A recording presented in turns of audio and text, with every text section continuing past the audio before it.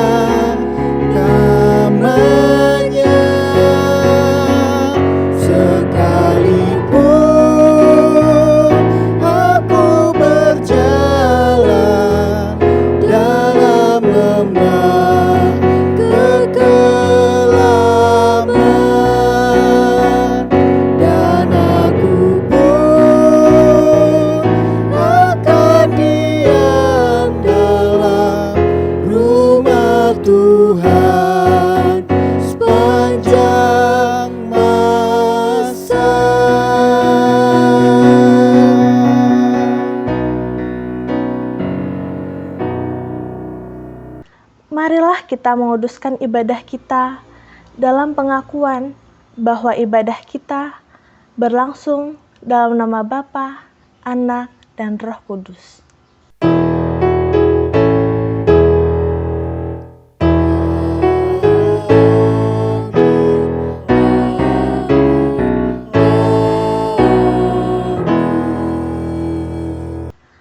Tuhan beserta saudara. Dan beserta saudara juga. Bapak, Ibu, dan saudara, Rasul Paulus menulis kepada orang Kristen di kota Efesus demikian. Aku berdoa supaya kamu bersama-sama dengan segala orang kudus dapat memahami betapa lebarnya dan panjangnya dan tingginya dan dalamnya kasih Kristus, dan dapat mengenal kasih itu sekalipun ia melampaui segala pengetahuan. Bapak, Ibu, dan Saudara, ungkapan doa Rasul Paulus itu seakan mau mengatakan bahwa kasih Yesus itu sesungguhnya jauh melampaui segala pengertian yang dapat kita ucapkan selama ini. Itulah sebabnya kita perlu untuk lebih sungguh-sungguh lagi dalam mengenal kasih Yesus yang luas, lebar, tinggi, dan dalamnya melampaui akal pikiran itu. Semoga kita dapat mengalaminya. Amin.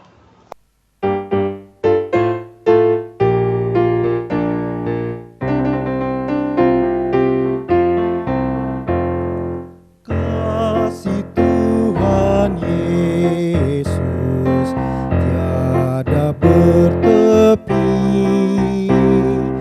lebar panjang tinggi, dalam tak terperi. Walau melampaui akal kita yang fana, dengan orang kudus kenal kasih yang kekal.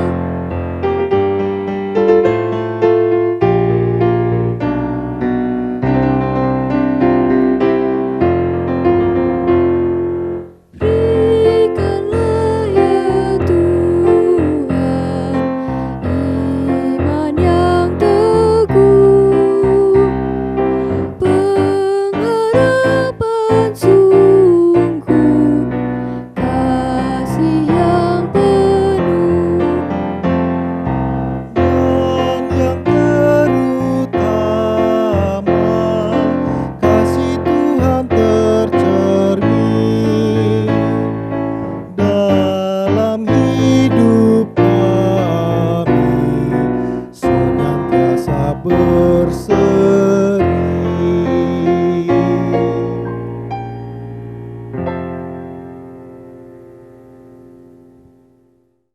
Bapa yang penuh kasih dan sayang, pada kesempatan ini kami datang dalam hadirat-Mu dengan segala kerendahan hati. Pada kesempatan ini kami mau sadar mengakui segala dosa dan pelanggaran kami di hadapan-Mu.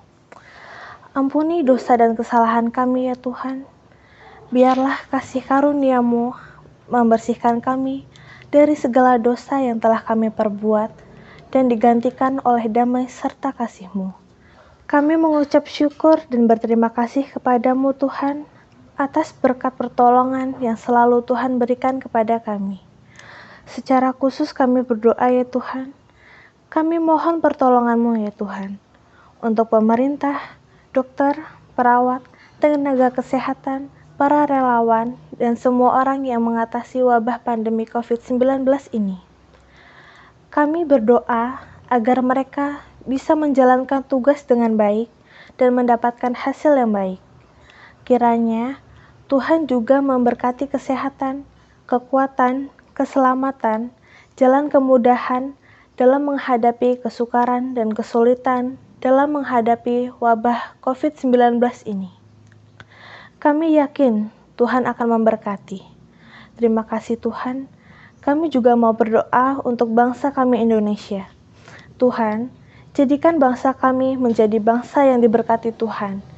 Damai sejahtera, berikan pengharapan, kuatkan dan teguhkan iman kami.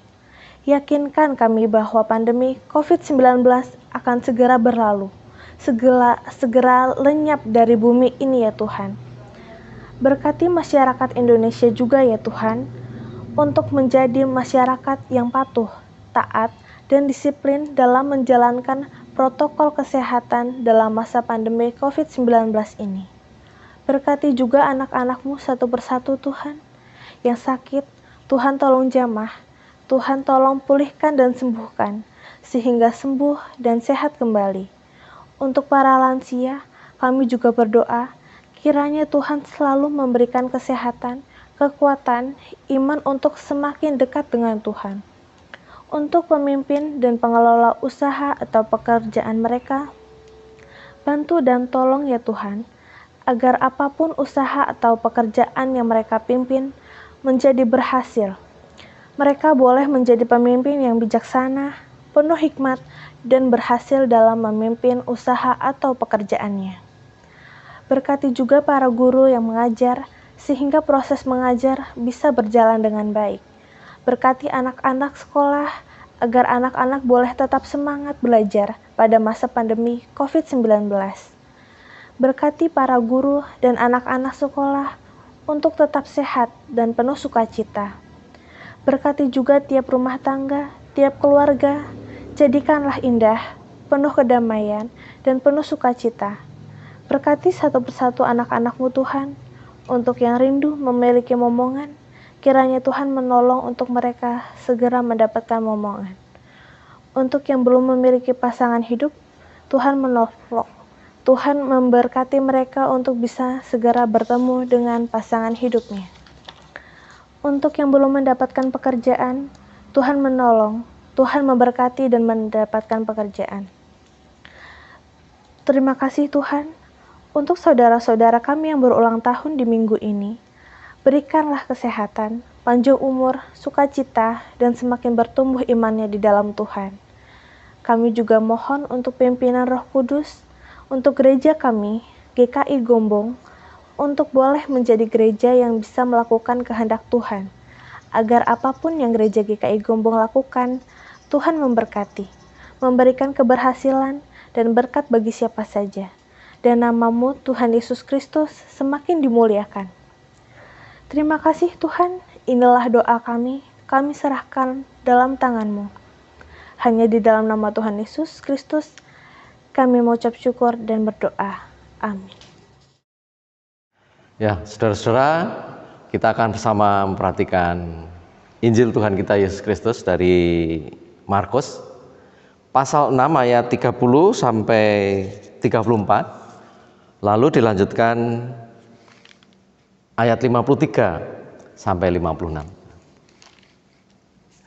Saya membaca untuk Bapak Ibu dan Saudara. Demikian.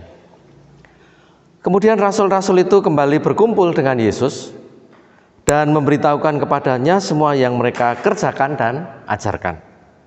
Lalu ia berkata kepada mereka, marilah ke tempat yang sunyi, supaya kita sendirian dan beristirahatlah seketika. Sebab memang begitu banyaknya orang yang datang dan yang pergi, sehingga makan pun mereka tidak sempat. Maka berangkatlah mereka untuk mengasingkan diri dengan perahu ke tempat yang sunyi. Tetapi pada waktu mereka bertolak, banyak orang melihat mereka dan mengetahui tujuan mereka. Dengan mengambil jalan darat, segeralah datang orang dari semua kota ke tempat itu sehingga mendahului mereka. Ketika Yesus mendarat, ia melihat sejumlah besar orang banyak, maka tergeraklah hatinya oleh belas kasihan kepada mereka. Karena mereka seperti domba yang tidak mempunyai gembala. Lalu mulailah ia mengajarkan banyak hal kepada mereka. Ayat 53. Setibanya di seberang, Yesus dan murid-muridnya mendarat di Genesaret dan berlabuh di situ. Ketika mereka keluar dari perahu, orang segera mengenal Yesus. Maka berlari-larilah mereka ke seluruh daerah itu dan mulai mengusung orang-orang sakit di atas tilamnya kepada Yesus, di mana saja kabarnya ia berada. Kemanapun ia pergi, ke desa-desa, ke kota-kota atau ke kampung-kampung, orang meletakkan orang-orang sakit di pasar dan memohon kepadanya supaya mereka diperkenankan hanya menjamah jumbai jubahnya saja. Dan semua orang yang menjamahnya menjadi sembuh. Bapak, Ibu, dan Saudara, inilah Injil Tuhan kita Yesus Kristus. Berbahagia kita yang mendengarnya, yang menerima dalam hati, lalu nanti melakukan dalam hidup setiap hari. Haleluya.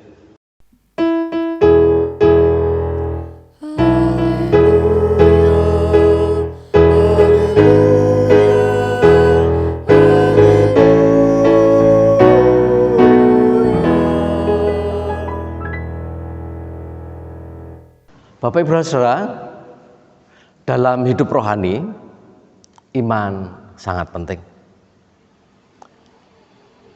Penulis surat Ibrani mengatakan, tanpa iman tidak mungkin orang berkenan kepada Allah. Jadi, supaya berkenan kepada Allah, orang harus memiliki iman. Tetapi apa iman itu? Nah, mengenai hal ini, penulis surat Ibrani melanjutkan dengan mengatakan, barang siapa berpaling kepada Allah, ia harus percaya bahwa Allah ada dan bahwa Allah memberi upah kepada orang yang sungguh-sungguh mencari Dia. Bapak Ibu dan Saudara, dari apa yang disampaikan oleh penulis surat Ibrani itu dapat disimpulkan bahwa iman itu bukan saja percaya bahwa Allah ada, tetapi juga percaya bahwa Allah memberi upah kepada orang-orang yang sungguh-sungguh mencari Dia. Jadi sekali lagi, iman itu bukan saja percaya, tetapi percaya juga bahwa Allah akan memberi upah. Nah, Bapak Ibu dan Saudara, hal ini penting supaya kita tahu bahwa bukan hanya pengertian atau pengetahuan saja yang perlu ada pada kita mengenai siapa Allah itu, siapa Yesus itu, siapa Roh Kudus itu. Tetapi lebih dari itu adalah kita percaya Allah yang kita kenal itu akan bertindak sesuai dengan pengenalan itu. Demikian juga dengan Tuhan Yesus yang sering kali kita sebut-sebut. Siapa Dia, bagaimana Dia. Lebih dari sebutan-sebutan itu,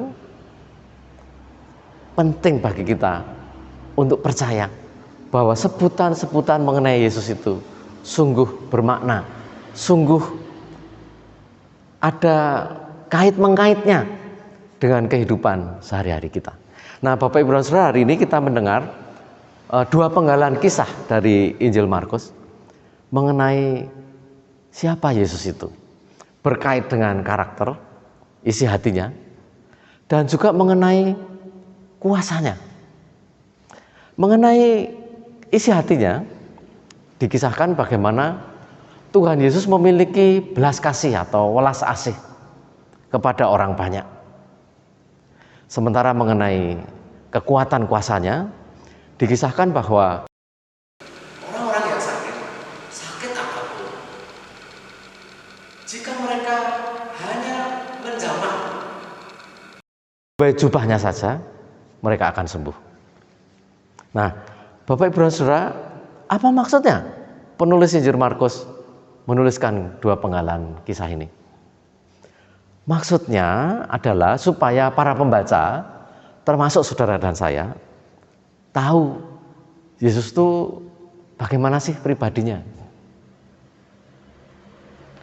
Nah, penulis Injil Markus mengatakan Yesus itu karakternya, isi hatinya adalah seorang pribadi yang penuh welas asih. Dalam bahasa Inggris, compassion. Compassion itu adalah suatu perasaan yang bukan saja empati, ya, merasakan penderitaan orang lain, tetapi lebih jauh dari itu, perasaan ikut merasa atau ikut prihatin terhadap keadaan orang lain itu mendorong diri untuk melakukan usaha memberi pertolongan. Jadi bukan saja prihatin, tetapi keprihatinan yang mendorong diri untuk melakukan usaha memberikan pertolongan. Nah, itu belas kasih. Belas kasih Tuhan Yesus dalam konteks bacaan kita ini ditujukan satu peristiwa, yaitu ketika para murid selesai menjalankan tugas pelayanan mereka, keliling desa, keliling kota, dan mereka kelelahan. Lalu Tuhan Yesus berinisiatif untuk mengajak mereka sejenak beristirahat. Sebab dikatakan banyak orang datang dan pergi, silih berganti, Sampai-sampai makan pun mereka tidak sempat. Jadi Bapak Ibu dan Saudara, kita bisa membayangkan betapa sibuknya mereka dan betapa lelahnya. Wajar kalau kemudian mereka membutuhkan istirahat. Namun mereka tidak mendapatkan kesempatan untuk istirahat itu. Sekedar untuk melepaskan lelah mereka. Mengapa? Karena ternyata banyak orang yang tahu di mana Yesus dan para muridnya menuju. Mereka bahkan lebih dulu sampai ke tujuan Tuhan Yesus itu. Nah, hebatnya, di tengah lelah yang sedemikian rupa, Tuhan Yesus tidak mementingkan diri sendiri. Tidak menolak mereka. Melainkan dengan belas kasih, Dia melayani mereka semua sampai tuntas. Bapak Ibu dan Saudara, jadi belas kasih yang Tuhan Yesus punya adalah rasa keprihatinan terhadap penderitaan orang lain. Lalu keprihatinan itu begitu kuat mendorong dirinya untuk segera memberi pertolongan. Bahkan sampai melupakan kebutuhan diri sendiri. Bapak Ibu dan Saudara, itulah belas kasih Tuhan Yesus Kristus yang digambarkan oleh penulis Injil Markus. Bagaimana tentang kuasanya? Digambarkan ketika Tuhan Yesus sampai ke tempat yang namanya Genesaret. Banyak orang yang mendengar Dia lalu membawa orang-orang yang sakit kepadanya, atau meletakkan mereka di tempat-tempat ramai di pinggir jalan di mana Tuhan Yesus mau lewat. Tujuannya apa? Tujuannya supaya Tuhan Yesus berkenan untuk menyembuhkannya. Bahkan mereka minta supaya orang-orang sakit ini diperkenankan untuk sekedar menjamah, bukan memegang, hanya menjamah saja jumbai jubah Tuhan Yesus Kristus. Dan mereka sembuh, apapun penyakitnya. Nah, Bapak Ibu dan Saudara, penulis Injil Markus menuliskan hal ini, maksudnya supaya para pembacanya termasuk saudara dan saya tahu, wah, betapa berkuasanya Tuhan Yesus itu. Luar biasa. Orang hanya menjamah saja jumbai jubahnya, nggak usah memegang, nggak usah memeluk, hanya menjamah saja. Tapi sakit mereka, apapun sakitnya, akan disembuhkan. Bapak Ibu dan Saudara, apa maksudnya penulis Injil Markus? Memberitahu kepada para pembaca, memberitahu kepada saudara dan saya mengenai karakter atau isi hati Tuhan Yesus dan juga betapa luar biasa kuasanya. Apa tujuannya? Tujuannya tentu saja yang pertama adalah supaya saudara dan saya tahu, oh inilah Yesus Kristus yang Dia ceritakan. Inilah sosok Yesus Kristus, Allah yang menjadi manusia itu. Dia adalah pribadi yang sangat-sangat berkuasa. Tetapi Dia juga pribadi yang penuh belas kasih. Sangat ingin untuk memberi pertolongan segera. Bapak Ibu dan Saudara, selanjutnya kalau kita semua sudah tahu, oh itulah isi hati Tuhan Yesus. Oh begitulah besarnya kuasa Tuhan Yesus. Lalu apa? Tentu saja tujuannya adalah supaya kita yang sudah mengenal Yesus ini, lalu kita menikmati atau mengalami di dalam kehidupan nyata sehari-hari kita. Jadi sekali lagi Bapak Ibu dan Saudara, hal ini penting. Sekali lagi, seperti dikatakan oleh penulis Ibrani di awal yang sudah saya sampaikan tadi, iman itu bukan saja tahu, iman itu bukan saja percaya bahwa Allah ada, tetapi percaya bahwa Ia memberi berkat. Jadi iman kepada Tuhan Yesus juga bukan saja percaya bahwa Yesus itu pribadi yang welas asih, bahwa Yesus itu pribadi yang penuh kuasa. Bukan. Iman itu bukan berhenti di situ saja. Tetapi lebih lanjut, iman itu juga percaya bahwa belas kasih Yesus itu untukku. Bahwa kuasa Yesus yang ajaib itu untukku.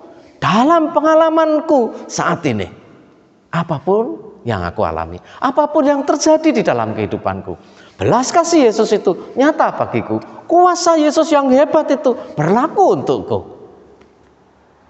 Nah, Bapak Ibu dan Saudara, ini penting. Jadi hari ini, mari kita camkan baik-baik. Siapa Yesus yang selama ini kita sebut-sebut di dalam hidup kita, di dalam percakapan juga doa kita. Siapa dia? Dua penggalan kisah Injil Markus yang kita baca hari ini mengingatkan kita. Yesus Kristus Tuhan kita adalah pribadi yang sangat berkuasa dan juga seorang pribadi yang berbelas kasih, sangat ingin menolong. Nah, Bapak Ibu dan Saudara, semoga hal ini, apa yang disampaikan oleh penulis Injil Markus ini, bermakna besar bagi hidup kita. Kita bukan saja tahu, tapi menikmati atau mengalaminya. Jadi apa pergumulan kita? Apa yang kita alami belakangan ini? Hal-hal apa? Bapak, Ibu, dan Saudara, mari kita hayati kasih Tuhan Yesus Kristus yang besar itu dan kuasanya yang ajaib berlaku bagi kita. Percayalah. Bapak, Ibu, dan Saudara, sebetulnya pada pasal 6 penulis Injil Markus bercerita mengenai peristiwa Tuhan Yesus berjalan di atas air. Hal itu terjadi setelah para murid berusaha mendayung perahu mereka pada malam hari itu, tetapi kesulitan karena angin yang berat ya, yang menerpa dari depan.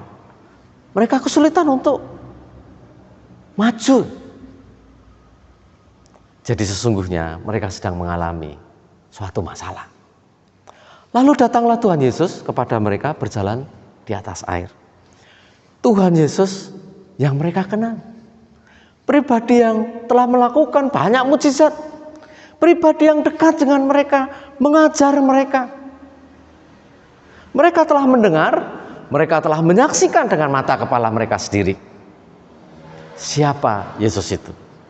Tetapi apa yang terjadi? Ketika dalam kesulitan itu Tuhan Yesus datang mendekati mereka, berjalan di atas air. Bukannya bersuka cita, bersyukur, bersorak-sorak, tetapi mereka ketakutan. Mereka menyangka Yesus adalah hantu. Mereka telah menyaksikan dengan mata kepala sendiri mukjizat kuasa Yesus. Mereka mendengar pengajaran Yesus. Tetapi bagi mereka Yesus masih serupa dengan hantu saja. Mereka tidak percaya. Di tengah kesulitan mereka, Tuhan Yesus datang untuk menolong. Bapak, Ibu, dan Saudara, penulis Injil Markus lalu dalam kesimpulannya menuliskan di ayat 52, Markus pasal 6. Sebab sesudah peristiwa roti itu mereka belum juga mengerti dan hati mereka tetap degil. Degil itu artinya kaku ya, keras hati. Lawan katanya menurut. Jadi ini persoalan para murid waktu itu yang langsung melihat Yesus dengan mata kepala mereka sendiri. Demikian juga dengan kita ya. Kita mungkin beralasan, kita sulit percaya Tuhan Yesus ya, karena kita tidak melihatnya secara langsung. Tidak, Bapak, Ibu, dan Saudara.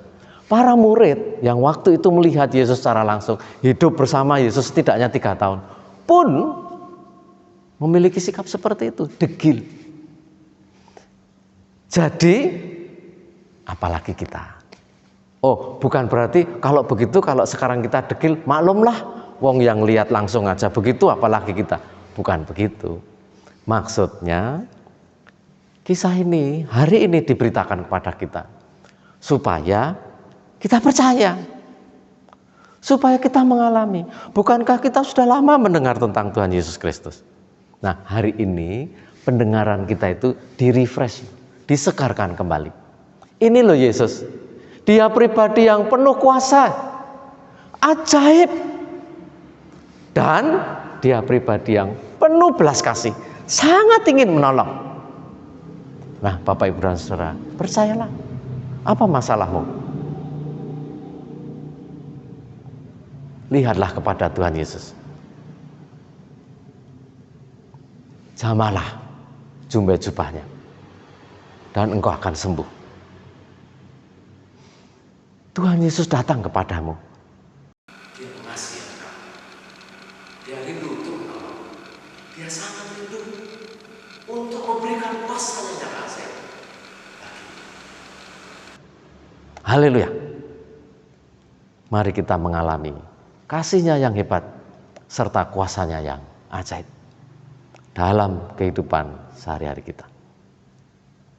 Amin. Mari Bapak Ibu dan Saudara, kita menanggapi firman Tuhan hari ini dengan berdoa. Tuhan kami Yesus Kristus, kami bersyukur sebab kepada kami terus diberitakan tentang Engkau. Terima kasih karena hari ini kami diingatkan siapakah Engkau bagi kami. Engkau bukan saja pribadi yang penuh kuasa, tetapi Engkau adalah pribadi yang penuh welas asih. Engkau prihatin terhadap penderitaan kami, dan Engkau sangat ingin menolong kami. Terima kasih. Tuhan Yesus, kami rindu bahwa pengenalan kami ini tentang Engkau sungguh bermakna, sungguh berbuah melalui percaya kami di tengah berbagai persoalan yang kami alami dalam hidup kami.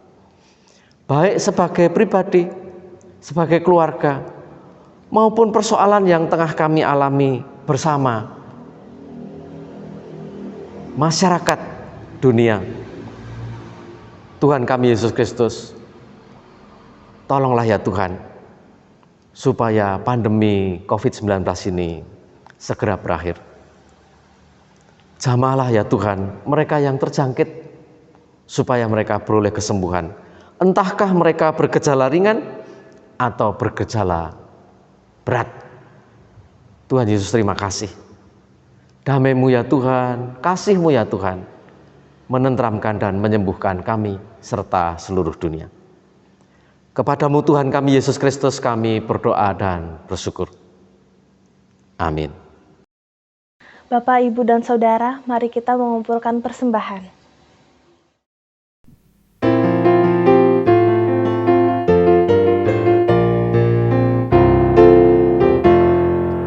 Tuhan pencipta semesta, Kaulah yang maha mulia, sungguh besar karunia yang Kau beri.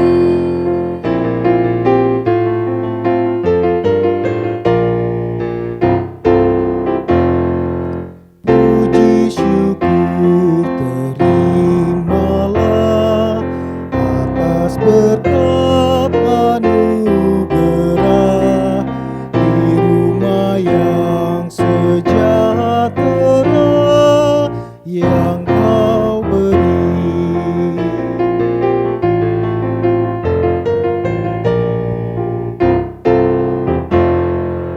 Pemberian kami selamanya dari tangan-Mu asalnya, yang Kau terima itulah yang Kau beri.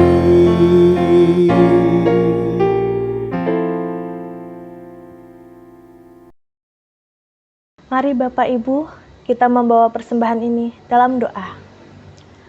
Bapa Surgawi, kami telah kumpulkan persembahan ini sebagai ungkapan syukur atas kemurahan hati-Mu yang tidak pernah berhenti mengalir. Semoga persembahan kami ini dapat membantu membesarkan nama-Mu di dunia ini, melewati para pendeta yang tidak pernah melayani kami ini.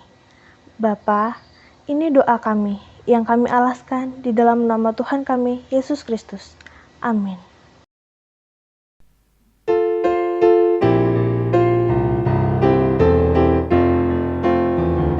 Gembala baik bersulingan merdu, membimbing aku pada air tenang.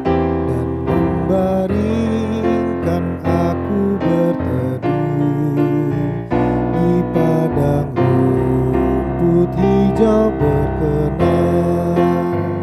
Oh gembalaku itu Tuhanku, membuat aku tentram hening, mengalir dalam sungai kasih-Ku, kuasa damai terang bening.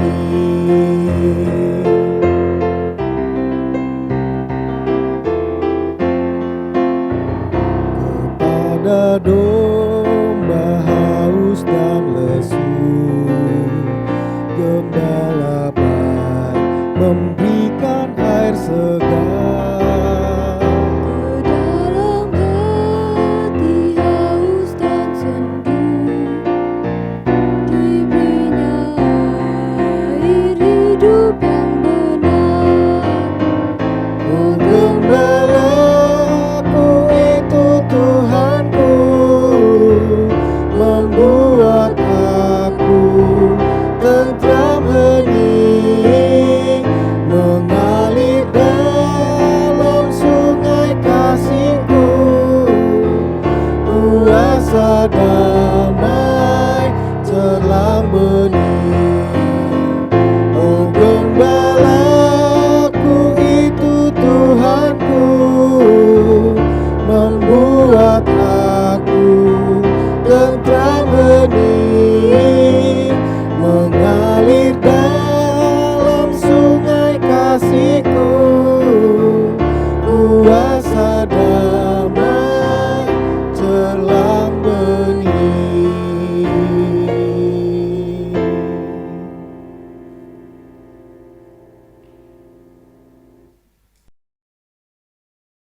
Bapak Ibu dan Saudara, mari kita kembali ke dalam kehidupan sehari-hari kita. Mari kita membuka hati, mari mata hati kita tujukan kepada Tuhan Yesus Kristus untuk kita mengalami kebaikan dan kuasa-Nya yang hebat. Pulanglah dan terimalah janji-Nya. Tuhan Yesus berkata, "Kepadaku telah diberikan segala kuasa di surga dan di bumi. Ketahuilah, aku menyertai kamu senantiasa sampai kepada akhir zaman." Haleluya.